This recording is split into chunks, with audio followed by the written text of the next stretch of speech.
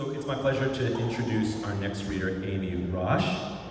Amy is a Los Angeles-based artist whose projects include the album Girls Get Cold, animated film Cat Bird Coyote, and the theatrical show, the Animal Monologues. And she, like me, did the right thing and wore a fabulous hat.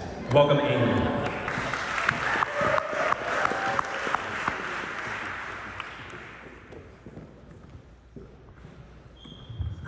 So honored to be here. Thank you, Stefan, and thank you, 32 Poems and Barrel House for organizing this beautiful reading in this really special space. As a recovering Catholic, I feel very nervous about standing here. I have never had this view either, so this is actually really very exciting. And so the first poem that I'm going to read is set in a church.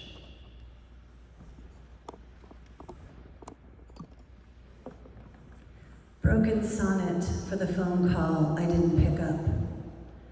I heard Leonard Cohen's Hallelujah sung in Spanish at a funeral last week, twice, processional and communion. Stained glass shook loose and boomeranged rose gold sharps into tall bone Jesus till he swayed between stone femurs like a receiver in a phone booth waiting for his last phone call from God. Your last call went to voicemail, then you hung up on yourself. Alleluia sang the backhoe for Maria, but it was your flesh, sister, passed out like coins from the collection basket as they lowered you down to Earth's center, where I swallowed the red ring around your throat like an anthem, laid my head down next to yours and listened for your secret chord. And this next poem is the one that is I'm very grateful to have in Smartish Pace and the issue that's here at AWP. I also just really want to thank everyone for writing in this strange time on planet Earth. The artists are what are going to keep us going, or what going to save us, so thank you. It's very small, so I'm going to pull out my glasses.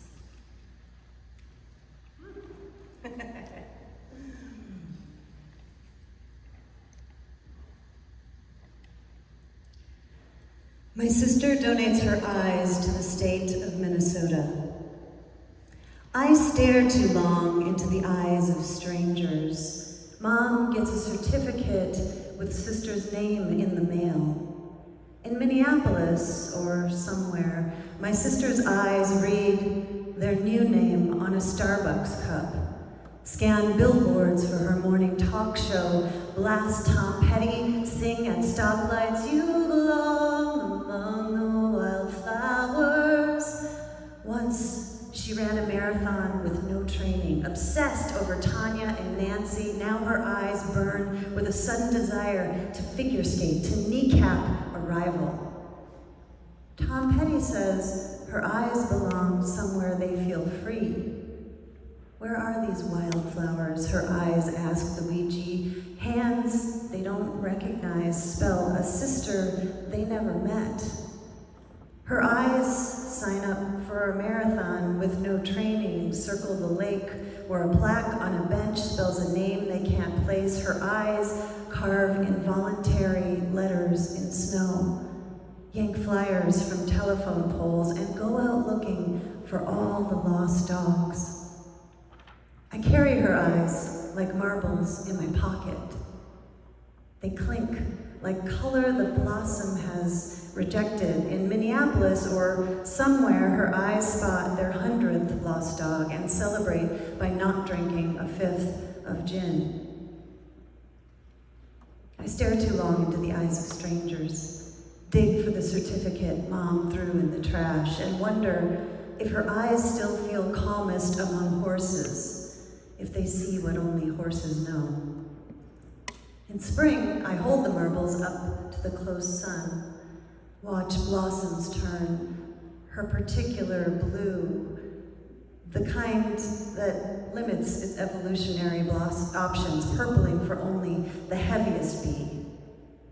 The horses are not a poem. I hold the marbles to their muzzles like a detective. Have you seen these?